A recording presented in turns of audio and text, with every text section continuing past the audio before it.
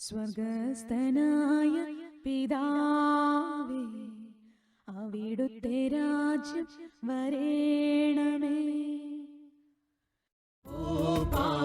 ആത്മാവേ പരന്നിറങ്ങിയിടണേ, നിന്റെ ശുദ്ധി എന്റെ വൃത്തി ഇന്നു നീ നിറയ്ക്കണേ. ഓരോ വിശ്വാസിയിലും ഒരു പ്രവാചക ദൗത്യമുണ്ട്. കർത്താവിൻ്റെ വചനം ഇന്നും സഭയിൽ നാം ആയിരിക്കുമ്പോൾ ക്രിസ്തുവിൻ്റെ ശരീരമാണ്. ക്രിസ്തുവിൻ്റെ ശരീരത്തിൻ്റെ അവയവങ്ങളാണ് നാം ഓരോരുത്തരും. ഇന്നും നമ്മളിലൂടെ കർത്താവ് സംസാരിച്ചുകൊണ്ടേയിരിക്കണം. രണ്ടാമത്തെ വരവ് മനുഷ്യർക്ക് മുഴുവനോടും രക്ഷയുടെ അനുഭവത്തിലേക്ക് മനുഷ്യരെ നയിക്കുവാനായിട്ട് ഒരു പ്രവാചക ദൗത്യം ഓരോ വിശ്വാസിയിലുമുണ്ട്, നമ്മൾ ഓരോരുത്തരിലും. നമുക്കറിയാം, പ്രവാചകന്മാർ അവരങ്ങനെ ആയത് ദൈവത്തിൻ്റെ പരിശുദ്ധാത്മാവ് അവരിൽ പ്രവർത്തിച്ചപ്പോഴാണ്. ദൈവത്തിൻ്റെ പരിശുദ്ധാത്മാവിൻ്റെ പ്രവർത്തനത്തിലൂടെയാണ് ഒരു വ്യക്തി ദൈവവചനം സംസാരിക്കുന്ന വ്യക്തിയായിട്ട് മാറുന്നത്. ജെറമ്യായിലൂടെ പറയുന്നുണ്ട്, നീ സദ്വചനങ്ങൾ മാത്രം സംസാരിച്ചാൽ നിന്റെ നാവ് എൻ്റെ നാവ് പോലെയാകും. ദൈവമായ കർത്താവ് അരുളി ചെയ്യുന്നു. ഇപ്പം നമ്മുടെ ജീവിതങ്ങളെ നാം വിശുദ്ധീകരിച്ച് ദൈവസന്നിധിയിലേക്ക് സമർപ്പിക്കുമ്പോൾ നമ്മിലൂടെ ദൈവം നമ്മളുടെ ജീവിത പങ്കാളിയോട്, നമ്മളുടെ മക്കളോട്, നമ്മുടെ ബന്ധുക്കളോട്, നമ്മുടെ കുടുംബാംഗങ്ങളോട് ദൈവം സംസാരിക്കും നമ്മിലൂടെ. ഒരു ദൗത്യം നമ്മൾ ഓരോരുത്തരിലുണ്ട്. പരിശുദ്ധാത്മാവെന്ന ഒന്നാമത്തെ വായന, ആഗോള സഭയിലെ വിശുദ്ധ കുർബാനയിലുള്ള ഒന്നാമത്തെ വായനയിൽ ജെറമ്യായുടെ പുസ്തകം 1-ാമത്തെ അധ്യായം നമുക്കറിയാം, ജെറമ്യായെ വിളിക്കുന്നു എന്നാണ്. ജെറമ്യ 1-ാമത്തെ വചനം: ബെഞ്ചമിൻ ദേശത്ത് അനാത്തോത്തിലെ പുരോഹിതന്മാരിൽ ഒരാളായ ഹിൽക്കിയായുടെ മകൻ ജെറമ്യായുടെ വാക്കുകൾ. കർത്താവ് എന്നോട് അരുളി ചെയ്തു, മാതാവിൻ്റെ ഉദരത്തിൽ നിനക്ക് രൂപം നൽകുന്നതിന് മുൻപേ ഞാൻ നിന്നെ അറിഞ്ഞു. ദൈവമായ കർത്താവാണ് നമുക്ക് രൂപം നൽകിയത്. ഇപ്പോൾ നമ്മൾ ചിന്തിക്കുന്നതാണ്. ദൈവത്തിൻ്റെ ചൈതന്യമാണ് നമ്മൾ നിക്ഷേപിച്ചുകൊണ്ട് എൻ്റെ ആത്മാവ് എന്ന് പറയുന്ന മേഖല ഓരോ മനുഷ്യൻ്റെ ഉള്ളിലും നിക്ഷേപിച്ചുകൊണ്ടാണ് നമ്മുടെ ജീവൻ ആരംഭിച്ചത് തന്നെ. മാതാവിൻ്റെ ഉദരത്തിൽ നിനക്ക് രൂപം നൽകുന്നതിന് മുമ്പേ ഞാൻ നിന്നെ അറിഞ്ഞു, ജനിക്കുന്നതിന് മുമ്പേ ഞാൻ നിന്നെ വിശുദ്ധീകരിച്ചു, ജനതകൾക്ക് പ്രവാചകനായി ഞാൻ നിന്നെ നിയോഗിച്ചു. അപ്പോൾ ഞാൻ പറഞ്ഞു, ദൈവമായ കർത്താവേ, ഞാൻ കേവലം ബാലനാണ്, സംസാരിക്കാൻ എനിക്ക് പാഠവുമില്ല. കർത്താവ് എന്നോട് അരുളി ചെയ്തു, വെറും ബാലനാണെന്ന് നീ പറയരുത്. ഞാൻ അയക്കുന്നിടത്തേക്ക് നീ പോകണം, ഞാൻ കൽപ്പിക്കുന്നത് എന്തും സംസാരിക്കണം. നീ അവരെ ഭയപ്പെടേണ്ട, നിന്റെ രക്ഷയ്ക്ക് നിന്നോട് കൂടെ ഞാനുണ്ട്. കർത്താവാണ് ഇത് പറയുന്നത്. അനന്തരം കർത്താവ് കൈ നീട്ടി എൻ്റെ അധരത്തിൽ സ്പർശിച്ചുകൊണ്ട് അരുളി ചെയ്തു, ഇതാ എൻ്റെ വചനങ്ങൾ നിന്റെ നാവിൽ ഞാൻ നിക്ഷേപിച്ചിരിക്കുന്നു. പിഴുതെറിയാനും ഇടിച്ചു തകർക്കാനും നശിപ്പിക്കാനും തകിടം മറിക്കാനും പണിതുയർത്താനും നട്ടുവളർത്താനും വേണ്ടി ഇന്നിതാ ജനതകളുടെയും രാജ്യങ്ങളുടെയും മേൽ നിന്നെ ഞാൻ അവരോധിച്ചിരിക്കുന്നു. ഇന്നത്തെ വായന ഇത്രയാണ്. പക്ഷേ നമ്മളതിൻ്റെ താഴോട്ട് വചനം ചിന്തിക്കുമ്പോൾ ദൈവത്തിൻ്റെ പരിശുദ്ധാത്മാവ് നമ്മുടെ കാഴ്ചപ്പാടിനെ മാറ്റി, നമ്മുടെ സംസാരത്തെ, ചിന്താഗതികളെ, മനോഭാവങ്ങളെ മാറ്റി ദൈവം ചിന്തിക്കുന്നത് പോലെ ചിന്തിക്കാൻ, ദൈവം കാണുന്നത് പോലെ കാണാൻ, നമ്മുടെ ആന്തരിക ഇന്ദ്രിയങ്ങളെ വിശുദ്ധീകരിച്ചുകൊണ്ട് നമ്മുടെ ആത്മാവിൻ്റെ കണ്ണുകൊണ്ട് ദർശനങ്ങൾ കാണാൻ, നമ്മുടെ ആത്മാവിൻ്റെ കാതുകൊണ്ട് ദൈവസ്വരം കേൾക്കാൻ, ഈ ശരീരത്തിൽ ജീവിച്ചിരിക്കുമ്പോൾ തന്നെ നമ്മുടെ ആന്തരിക കണ്ണുകളെ തുറന്ന്, ബാഹ്യമായ കണ്ണുകൾ തുറന്നിരിക്കുമ്പോൾ തന്നെ ആന്തരിക കണ്ണിലൂടെ കാണുവാൻ, ബാഹ്യമായ കാതുകൾ തുറന്നിരിക്കുമ്പോൾ തന്നെ ആന്തരിക കാതുകളിലൂടെ കേൾക്കുവാൻ എന്ന് പറയുമ്പോൾ നമ്മുടെ ആത്മാവിൻ്റെ കാതുകൾ. കഴിഞ്ഞ ദിവസം നമ്മൾ ചിന്തിച്ചു ആത്മാവിൻ്റെ പ്രാർത്ഥന. ഞാൻ ഭാഷാവരത്തെക്കുറിച്ചൊക്കെ ഒന്ന് സൂചിപ്പിച്ചു. നമ്മുടെ ആത്മാവിൻ്റെ പ്രാർത്ഥനയാണ് ഗിഫ്റ്റ് ഓഫ് ടങ്സ് അല്ലെങ്കിൽ ഭാഷാവരം എന്ന് പറയുന്നത്. നമുക്ക് പ്രാർത്ഥിക്കാം, നമ്മുടെ അതിനെ കൊണ്ട് പ്രാർത്ഥിക്കാം. നമ്മുടെ ആത്മാവ് പ്രാർത്ഥന ഏറ്റെടുക്കുന്നതിനെയാണ് ഭാഷാവരം എന്ന് പറയാം. അപ്പോൾ ഇവിടെ താഴോട്ട് ഇങ്ങനെയാണ് പറയുക, ജെറമിയ 1:11. അപ്പം കർത്താവ് ജെറമിയായുടെ അധരങ്ങളെ സ്പർശിച്ചിട്ട് ദൈവവചനം നിന്റെ അധരങ്ങൾ നിക്ഷേപിച്ചിരിക്കുന്നു എന്ന്. എന്നിട്ട് രാജ്യങ്ങളെയും സാമ്രാജ്യങ്ങളെയും ദൈവവചനത്തിന് വിരുദ്ധമായതിനെയൊക്കെ ഇടിച്ചു തകർക്കാൻ ഞാൻ നിന്നെ ഒരു യെശയ്യാ പറയുന്നുണ്ട്, ഞാൻ നിന്നെ ഒരു മെതിവണ്ടിയാക്കി മലകളെ മെതിച്ചു പൊടിക്കാൻ എന്നൊക്കെ പറയുന്നുണ്ട്. എന്ന് പറയാൻ തടസ്സമാണ് അല്ലെ? യോഹന്നാൻ സ്നാപകൻ വന്നപ്പോൾ പറയുന്നില്ലേ, കർത്താവിനെ അയച്ചിരിക്കുന്നത് അല്ലെ, കർത്താവിൻ്റെ വചനം താഴ്വരകള് നികത്തുവിൻ, മലകള് നിരപ്പാക്കുവിൻ, കർത്താവിന് വഴിയൊരുക്കുവിൻ. അപ്പൊ കർത്താവിന് വഴിയൊരുക്കാനായിട്ട് മലകളൊക്കെ അല്ലെങ്കിൽ ദൈവവചനം കടന്നു വരാൻ, ദൈവത്തിന് കടന്നു വരാനുള്ള തടസ്സങ്ങളാണ് മലകളെന്ന് ഉദ്ദേശിക്കുന്നത്. അപ്പൊ മലകളെയൊക്കെ നിരപ്പാക്കാൻ, ഇടിച്ചു നിരത്താൻ, റോഡ് വെട്ടുമ്പോൾ താഴ്വരകളെ ഉയർത്തി മണ്ണിട്ട് ഉയർത്തിക്കൊണ്ടത് നിരപ്പാക്കുന്നത് പോലെ താഴ്വരകളെ നികത്താനും ഞാൻ നിന്നെ നിയോഗിച്ചിരിക്കുന്നുവെന്ന് യോഹന്നാൻ സ്നാപകൻ പറഞ്ഞതുപോലെ ജെറമിയായോടും പറയാണ്. പിടിതെറിയാനും ഇടിച്ചു തകർക്കാനും നശിപ്പിക്കാനും തകിടം മറിക്കാനും പണിതുയർത്താനും നട്ടു വളർത്താനും വേണ്ടി ഇന്നിതാ ജനതകളുടെ രാജ്യങ്ങളുടെ മേൽ ഞാൻ നിന്നെ അവരോധിച്ചിരിക്കുന്നു. കർത്താവ് എന്നോട് അരുളി ചെയ്തു, ജെറമിയ നീ എന്ത് കാണുന്നു? കർത്താവിൻ്റെ സ്പർശനം കിട്ടിയ, കർത്താവ് കൈകൊണ്ട് കർത്താവിൻ്റെ ആത്മാവിൻ്റെ സ്പർശനം ലഭിച്ച ജെറമിയായോട് ഒരു ചോദ്യം ചോദിക്കുകയാണ്. ജെറമിയ നീ എന്ത് കാണുന്നു എന്ന് പറയുമ്പോൾ ഒരു ആത്മീയ ദർശനം കൊടുക്കണം, ദർശനത്തിൻ്റെ കൃപ കൊടുക്കുകയാണ്. വചനം സംസാരിക്കാനായിട്ട് ജെറമിയായുടെ അധരങ്ങളെ സ്പർശിച്ചിട്ട് അവിടെ മാത്രമല്ല, ജെറമിയായുടെ ഇന്ദ്രിയങ്ങളെ ദൈവം തുറന്നു ദർശനം കാണാനുള്ള കൃപ. ഇത് ഓരോ വിശ്വാസിക്കും ദൈവം പരിശുദ്ധാത്മാവിലൂടെ നൽകുന്നതാണ്. നമ്മളതിനു വേണ്ടി ആഗ്രഹിക്കുകയാണെങ്കിൽ, ദാഹിക്കുകയാണെങ്കിൽ. എപ്പോഴും ഞാൻ പറയുന്നത് പോലെ നമ്മുടെ ഉള്ളം വിശുദ്ധിയിൽ എന്ന് പറയുമ്പോൾ സ്നേഹത്തിൽ കാത്തു സൂക്ഷിക്കണം. ദൈവവുമായുള്ള സ്നേഹം, മറ്റുള്ളവരുമായുള്ള സ്നേഹം, ഇതാണല്ലോ ദൈവത്തിൻ്റെ കൽപ്പന. 10 കൽപ്പനയിൽ പറയുന്നതാണ്, ദൈവമായ കർത്താവിനെ എല്ലാത്തിലും ഉപരിയായി സ്നേഹിക്കണം.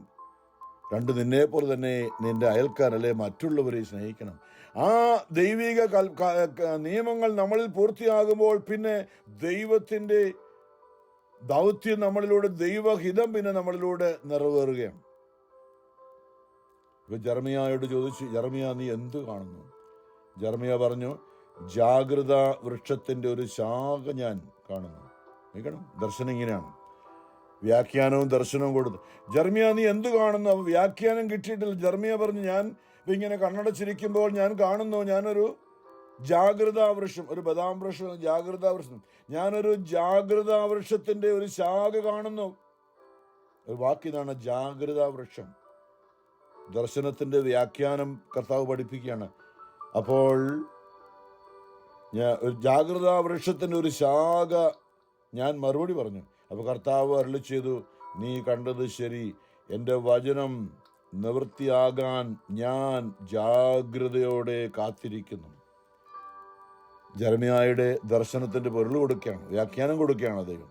നീ കണ്ടത് ജാഗ്രതാ വൃക്ഷമാണ്, ഞാൻ ജാഗ്രതയോടെ കാത്തിരിക്കുന്നു എന്നുള്ളൊരു വെളിപ്പെടുത്തലിനാണ് ഞാനത് കാണിച്ചു തന്നത്.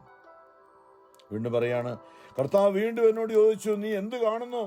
ഞാൻ പറഞ്ഞു, തിളയ്ക്കുന്ന ഒരു പാത്രം വടക്ക് നിന്ന് ചരിയുന്നത് ഞാൻ കാണുന്നു. അപ്പോൾ കർത്താവ് അരുളി ചെയ്തു, ഈ ദേശത്ത് വസിക്കുന്നവരെ മുഴുവൻ ഗ്രസിക്കുന്ന ദുരന്തം വടക്ക് നിന്ന് തിളച്ചൊഴുകും. ഉത്തരദിക്കിലെ സകല രാജവംശങ്ങളെയും ഞാൻ വിളിച്ചു വരുത്തുമെന്ന് കർത്താവ് അരുളി ചെയ്യുന്നു. ഇപ്പം ജെറമിയായ്ക്ക് അല്ലെ, നമ്മൾ മോശയെ കർത്താവ് വിളിക്കുമ്പോൾ മോശ ഇത് തന്നെയാണ് പറഞ്ഞത് അല്ലെ, ഞാൻ ഈജിപ്തിലേക്ക് പോയി ഫറവോയുടെ അടുത്ത് എന്ന് നീ പറഞ്ഞതൊക്കെ പറയുമ്പോൾ അവർ ചോദിക്കും, ആരാണ് നിന്നെ അയച്ചത്? നിന്നെ അയച്ചത് ആരാണ്? ആ ദൈവത്തിന്റെ പേര് പറയുമ്പോൾ, കാരണം അന്ന് ഫറവോ ആ ദേശത്തെ ലോകത്തിലെ ഏറ്റവും വലിയ സാമ്രാജ്യ ശക്തിയാണ്.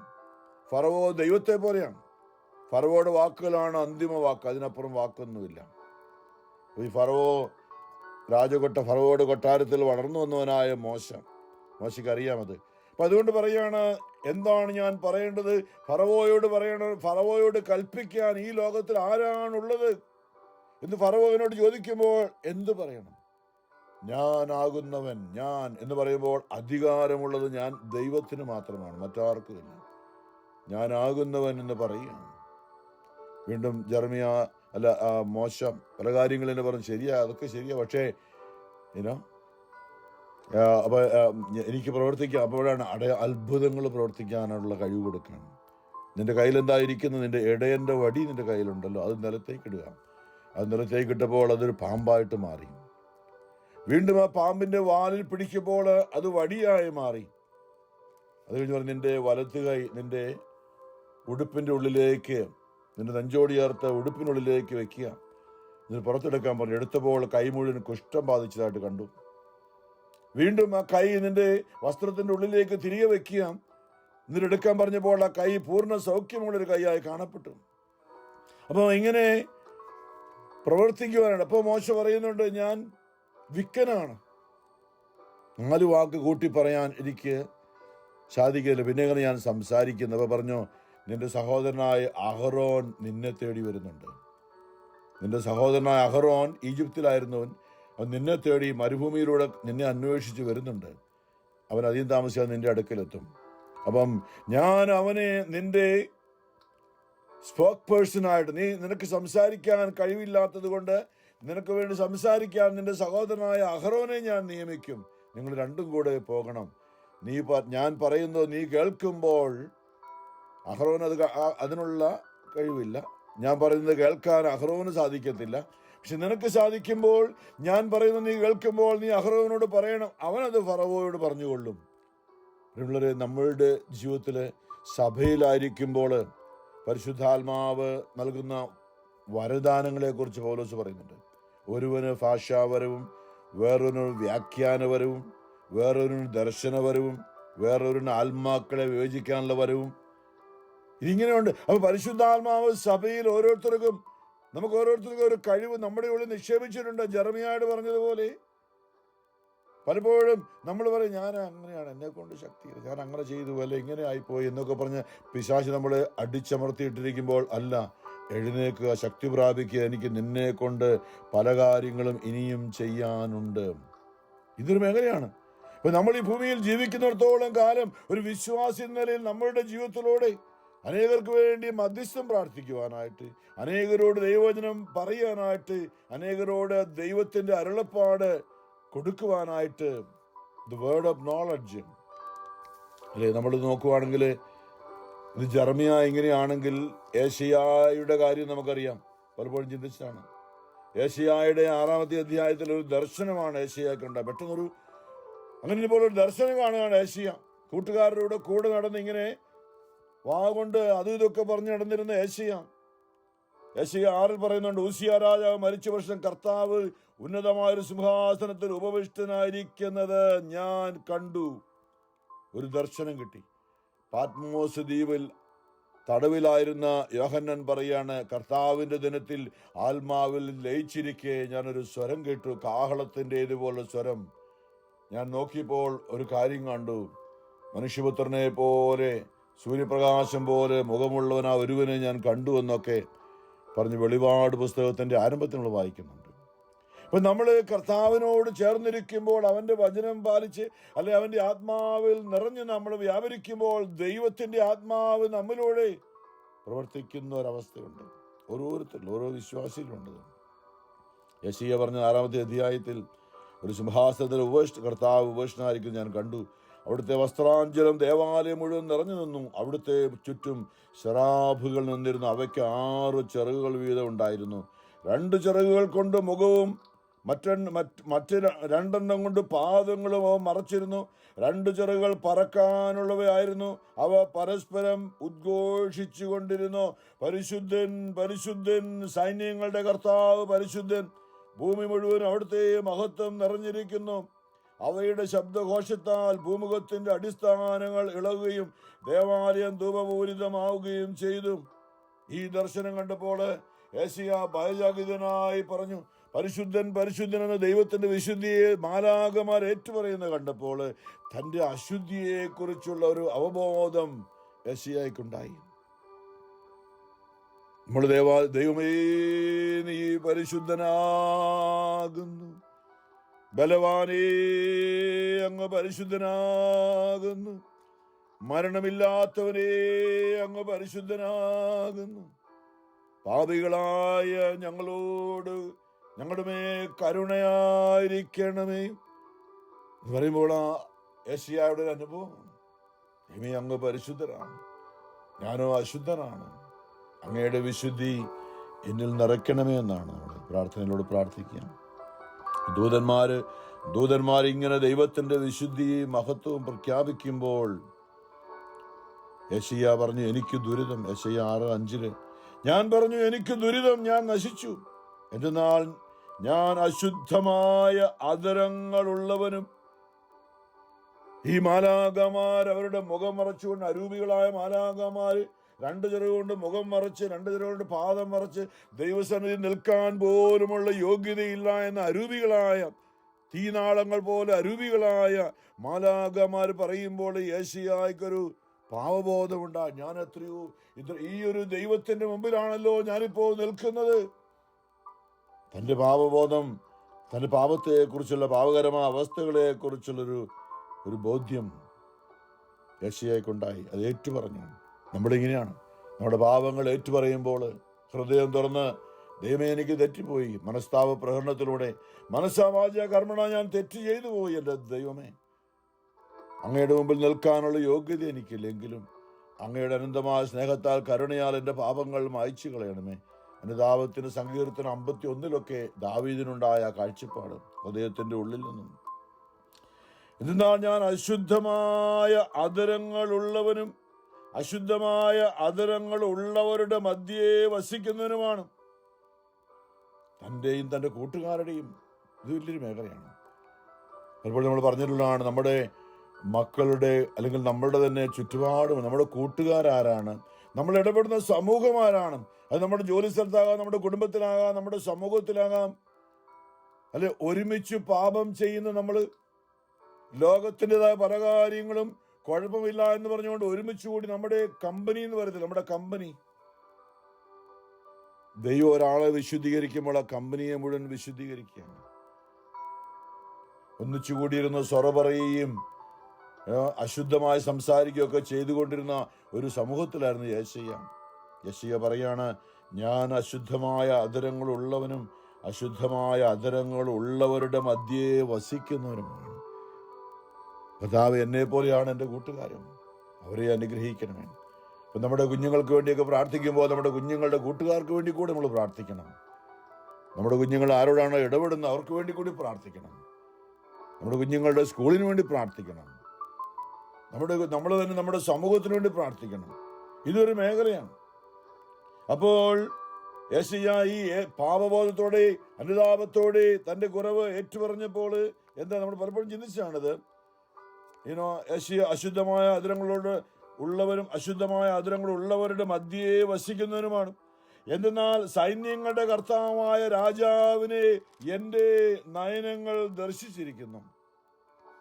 എന്താ ഇപ്പോൾ ഹൃദയത്തിൻ്റെ ഉള്ളിൽ ദൈവമേ എനിക്ക് തെറ്റിപ്പോയെന്ന് പറയുമ്പോൾ, നമ്മൾ പാപം ഏറ്റുപറയുമ്പോൾ യെശയ്യാ ദർശനം നമ്മൾ കണ്ണുകൊണ്ട് കാണുന്നില്ല, പക്ഷേ സ്വർഗത്തിൽ അപ്പോൾ സെറാബുകളിൽ ഒന്ന് ഈ ദൈവത്തെ സ്തുതിച്ചുകൊണ്ടിരുന്ന മാലാഖമാരിൽ ഒന്ന് പെട്ടെന്ന് നിയോഗിക്കപ്പെടുകയാണ്. ദൈവം അതിലൊരു മാലാഖയെ നിയോഗിക്കുകയാണ്. എന്താ, ഈ യെശയ്യായുടെ അടുത്തേക്ക് അയക്കുക. എന്താ, അപ്പോൾ സെറാബുകളിൽ ഒന്ന് ബലിപീഠത്തിൽ നിന്ന് കൊടിലുകൊണ്ട് എടുത്ത ഒരു തീക്കനലുമായി എൻ്റെ അടുത്തേക്ക് പറന്നു വന്നു. യെശയ്യാ ദർശനം കണ്ടെങ്കിൽ നമ്മൾ അപ്പസ്തോല പ്രവർത്തനം 2-ാമത്തെ അധ്യായത്തിൽ കാണുന്നുണ്ട്. സ്വർഗത്തിൽ നിന്നും തീജ്വാലയായ അപ്പസ്തോലന്മാർ ഒരുമിച്ച് കൂടി പ്രാർത്ഥിച്ചുകൊണ്ടിരിക്കുമ്പോൾ ഒരു തീഗോളം തന്നെ ഇറങ്ങി വന്നു അവരുടെ നടുവിലേക്ക്, ആ മുറിയിലേക്ക്. എന്നിട്ട് ആ തീഗോളം അവരെ 120ഓളം പേരായിരുന്നു, പരിശുദ്ധ അമ്മ ഉൾപ്പെടെ 120 ചെറിയ ചെറിയ നാവുകളായിട്ട് വേർതിരിഞ്ഞിട്ട് ഓരോരുത്തരുടെയും തലയുടെ മുകളിൽ വന്ന് അത് ഓരോ തലയ്ക്ക് മുകളിൽ കാണപ്പെട്ടു. എന്നിട്ട് അവരിലേക്ക് വന്ന് ഇറങ്ങിയത്. യെശയ്യായുടെ ജീവിതത്തിൽ ഇത് തന്നെയാണ്. ഈ തീക്കനൽ എന്ന് പറയുന്നത് പരിശുദ്ധാത്മാവാണ്. യെശയ്യാ തന്റെ പാപങ്ങളെ ഏറ്റുപറഞ്ഞപ്പോൾ സ്വർഗത്തിൽ നിന്നും യെശയ്യാ കാണുന്നത് ഇങ്ങനെയാണ്: ഒരു തീക്കനൽ തന്റെ അടുത്തിലേക്ക് ദൈവത്തിന്റെ പരിശുദ്ധാത്മാവിനെ നമ്മൾ ചിന്തിക്കണം. നമ്മള് ഹൃദയം തുറന്ന് ഓരോ പാപങ്ങളും നമ്മൾ അനുതാപത്തോടെ ഏറ്റുപറയണം.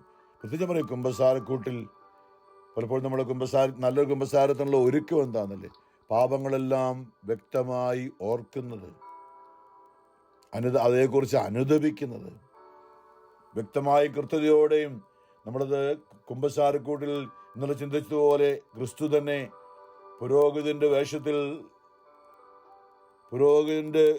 ഒരു പുരോഹിതൻ സ്ഥാനവസ്ത്രം അണിഞ്ഞുകൊണ്ട് കഴുത്തിലിട്ടിരിക്കുന്ന ഉറാറ അണിഞ്ഞുകൊണ്ടിരിക്കുമ്പോൾ ക്രിസ്തുവിനെ പ്രതിനിധീകരിക്കുകയാണ്. കർത്താവിന്റെ മുമ്പിൽ ഹൃദയം തുറന്നുകൊണ്ട് ഈ മേഖലയിൽ ഞാൻ തെറ്റിപ്പോയി.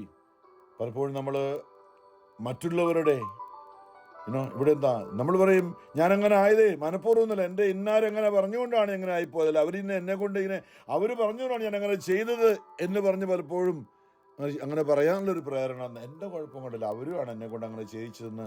എന്നാൽ യെശയ്യാ എന്താ പറഞ്ഞ, ഞാനും എൻ്റെ കൂടെ ഉള്ളവരും കർത്താവ് മൊത്തത്തിൽ അങ്ങനെയാണ്. ഒരു പക്ഷെ എൻ്റെ കുഴപ്പം കൊണ്ടായിരിക്കും അവരങ്ങനെ ആയത്. ഞാൻ ആരെയും വിധിക്കുന്നില്ല. ആ ഒരു രീതിയിലാണ് പരിശുദ്ധാത്മാവ് ഹൃദയം തുറന്നുകൊണ്ട് ആരെയും വിധിക്കാൻ, ആരെയും കുറ്റം പറയാതെ, എൻ്റെ പിഴ, എൻ്റെ വലിയ പിഴ, എന്നോട് ക്ഷമിക്കണമേ എൻ്റെ ദൈവമേ, എൻ്റെ കുഴപ്പമാണ്, ഞാൻ ശ്രദ്ധിക്കാതെ പോയതാണ്, അങ്ങയുടെ വചനം ശ്രദ്ധിക്കാതെ ഞാൻ പോയതാണ് എനിക്ക് പറ്റിയത്, ഞാൻ അനുദപിക്കുന്നു, ഇനിമേൽ ഞാൻ പാപം ചെയ്യുകയില്ല, മരിക്കേണ്ടി വന്നാലും ഇനി ഞാൻ ഈ പാപം ചെയ്യുകയില്ല എന്ന്. ഇതല്ലേ നമ്മുടെ കുമ്പസാരം? അങ്ങനെ ആത്മാർത്ഥമായിട്ട് നമ്മൾ കുമ്പസാരിക്കുകയാണെങ്കിൽ ആ മേഖലയിൽ സംഭവിക്കാൻ പോകുന്നത് പരിശുദ്ധാത്മാവ് മേഖലയിലേക്ക് ഇറങ്ങി വരും.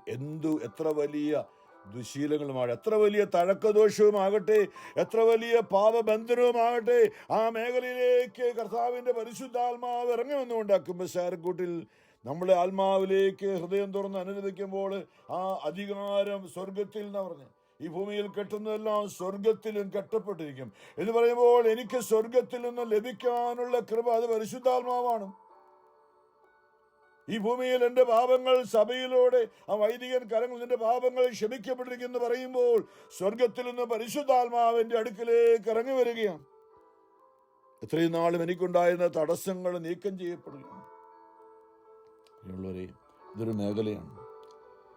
ആ തീക്കനലുമായി എൻ്റെ അടുത്തേക്ക് പറന്നു വന്നു. എന്നിട്ട് അവൻ എൻ്റെ ആദരങ്ങൾ, ഇത് പ്രധാനപ്പെട്ട, എൻ്റെ ആദരങ്ങളെ സ്പർശിച്ചു. യെശയ്യാ ഏറ്റുപറഞ്ഞ ആദരത്തെ കൊണ്ട് നമ്മൾ ഏത് മേഖലയാണോ ഏറ്റുപറയുന്നത്, അതാണ് ഞാൻ പറഞ്ഞത്, ഓരോ മേഖലകളും നമ്മൾ അനുതാപത്തോടെ ഹൃദയപൂർവ്വം ഏറ്റുപറയുമ്പോൾ ആ മേഖലകളിലേക്കെല്ലാം ദൈവത്തിൻ്റെ ആത്മാവ് തൻ്റെ ശക്തി അയക്കും. നമ്മൾ എൻ്റെ ആദരങ്ങളെ സ്പർശിച്ചു. കാരണം യെശയ്യാ പറഞ്ഞ എൻ്റെ ആദരങ്ങൾ അശുദ്ധമാണ്. ഹൃദയപൂർവ്വം ഏറ്റുപറഞ്ഞ ആ ഒരു മേഖലയിലേക്ക് പരിശുദ്ധാത്മാവിന്റെ ശക്തി വന്ന് നിറഞ്ഞ യേശയ്യായിരുന്നു. അവൻ ദൂതൻ ആ തീക്കനലുമായ എൻ്റെ അധരങ്ങളെ സ്പർശിച്ചിട്ട് പറഞ്ഞു, ഇത് നിന്റെ അധരങ്ങളെ സ്പർശിച്ചിരിക്കുന്നു, നിന്റെ മാലിന്യം നീക്കപ്പെട്ടു, നിന്റെ പാപം ക്ഷമിക്കപ്പെട്ടിരിക്കുന്നു.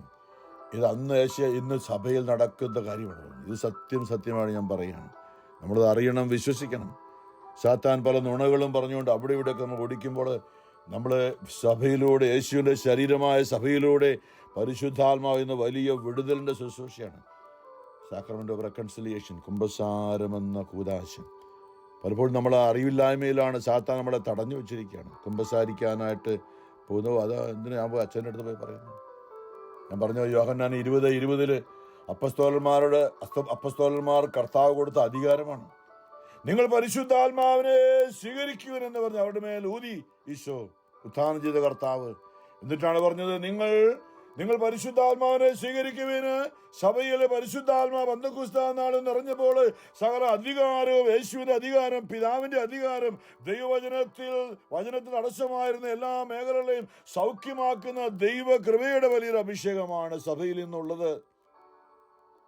നമ്മളെല്ലാവരും സഭയുടെ മുകളിലുള്ളവരും താഴെയുള്ളവരും എല്ലാം തിരിച്ചറിയുമ്പോഴാണ് അത് പ്രവർത്തന നിരതമാകുക. ശരിക്കും ആ ഒരു ബോധ്യത്തോടെ പരിശുദ്ധാത്മാവ് പ്രവർത്തിക്കുവാനായിട്ട് നമ്മളുടെ ജീവിതത്തിലൂടെ. അപ്പോൾ ഞാൻ പറഞ്ഞതുപോലെ ജെറമിയായുടെ അധരങ്ങളെ വചനം നിക്ഷേപിച്ചെങ്കിൽ ജെറമിയായുടെ ആ ദർശനം കൂടി കൊടുത്തു. ദർശനവരം അല്ലെ, ജാഗ്രതയായിരിക്കുക എന്ന് പറഞ്ഞ പോലെ ഇവിടെ എന്താ ഏശയ്യ നമ്മൾ കാണുന്നുണ്ട്, ഈ ദൂതന്മാര് ദൈവത്തിന്റെ സാന്നിധ്യം കാണുന്നുണ്ട്. ദൂതന്മാരുടെ സ്വരം മാത്രമേ അപ്പോൾ ഏശയ്യ കേട്ടിരുന്നുള്ളൂ. പരിശുദ്ധൻ പരിശുദ്ധൻ പരിശുദ്ധൻ സറാബുകൾ ഏറ്റുപറയുന്ന സ്വരം മാത്രമേ ഏശയ്യയ്ക്ക് ഇതുവരെ കേൾക്കാൻ പറ്റിയിരുന്നുള്ളൂ. എന്നാൽ ഇപ്പോൾ ഏശയ്യയുടെ അധരങ്ങളെ പരിശുദ്ധാത്മാവ് സ്പർശിച്ചപ്പോൾ ഏശയ്യയുടെ ആന്തരിക കാതുകൾ തുറക്കപ്പെട്ടു. ഓർത്തു നോക്കണം, പരിശുദ്ധാത്മാവ് നമുക്ക് പുതിയ കൃപകൾ, പാപമോചനം ലഭിച്ചു കഴിയുമ്പോൾ സൗഖ്യം കിട്ടുന്നു, രോഗങ്ങൾ വിട്ടുപോകുന്നു അല്ലേ. പാപങ്ങൾ ഏറ്റുപറയുമ്പോൾ രോഗസൗഖ്യമുണ്ടാകുന്നു. മറ്റുള്ളവരോട് ക്ഷമിക്കുമ്പോൾ നമുക്ക് അനേക കൃപകൾ ലഭിക്കുന്നു. ഇത് വലിയൊരു മേഖലയാണ് പ്രിയമുള്ളവരെ. അപ്പോൾ ഈ പരിശുദ്ധാത്മാവ് ഏശയ്യയുടെ അധരങ്ങളെ സ്പർശിച്ചപ്പോൾ ഏശയ്യ 6:8 അതിനുശേഷം ഇതുവരെ കേട്ടില്ല, ഇതുവരെ ദൂതന്മാരുടെ സ്വരം കേട്ടിരുന്നു. ഇപ്പോൾ ദൈവസ്വരം കേൾക്കുവാനായി ഏശയ്യയുടെ കാതുകൾ തുറക്കപ്പെട്ടു. അതിനുശേഷം കർത്താവ് അരുളി ചെയ്യുന്നത് ഞാൻ കേട്ടു. കർത്താവ് ഇങ്ങനെ ചോദിക്കുകയാണ്, ആരെയാണ് ഞാൻ അയക്കുക, ആരാണ് നമുക്ക് വേണ്ടി പോവുക? എപ്പോഴും പറയും ത്രിത്വത്തിന്റെ വെളിപ്പെടുത്തലാണ്. പിതാവും പുത്രനും പരിശുദ്ധാത്മാവും ഏകനാണ്. ആദ്യം പറഞ്ഞ ആരെയാണ് ഞാൻ അയക്കുക, എന്നിട്ട് പറഞ്ഞു ആരാണ് നമുക്ക് വേണ്ടി പോവുക. ത്രിത്വം ഒരുമിച്ച് പറയാണ്, ആരാണ് നമുക്ക് വേണ്ടി പോവുക. അപ്പോൾ ഏശയ്യയ്ക്ക് അപ്പോൾ ആ സ്വരം കേട്ടപ്പോൾ ഏശയ്യ അന്നേരം മറുപടി പറഞ്ഞു. ഏശയ്യയുടെ കാതുകൾ തുറന്നപ്പോൾ ഏശയ്യയ്ക്ക് ഇപ്പോൾ ദൈവികമായ ഏശയ്യയുടെ അധരങ്ങൾ വിശുദ്ധീകരിച്ചപ്പോൾ ദൈവത്തോട് പറയാനായിട്ട്, എൻ്റെ കർത്താവ് ഇതാ ഞാൻ. അപ്പോൾ ഞാൻ പറഞ്ഞു, ഇതാ ഞാൻ, എന്നെ അയച്ചാലും അവിടുന്ന് അരുളിച്ചത് പോവുക, ഈ ജനത്തോട് പറയുക.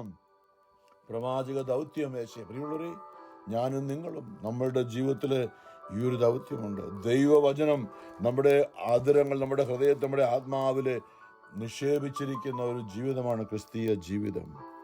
അനേകരോട് ഈശോ തന്നെ പറഞ്ഞു, ലോകമെങ്ങും പോയി, ശിഷ്യന്മാരോട് പറഞ്ഞ വാക്കാണ്, നിങ്ങൾ ലോകമെങ്ങും പോയി സകല ജാതികളോട് ഈ സദ്വാർത്ത അറിയിക്കുക, പറയുക. നമ്മുടെ പ്രവൃത്തിയിലൂടെ, വാക്കിലൂടെ, പ്രവൃത്തിയിലൂടെ നമ്മുടെ ജീവിതം തന്നെയും ദൈവവചനത്തിൻ്റെ പൂർത്തീകരണമാകട്ടെ.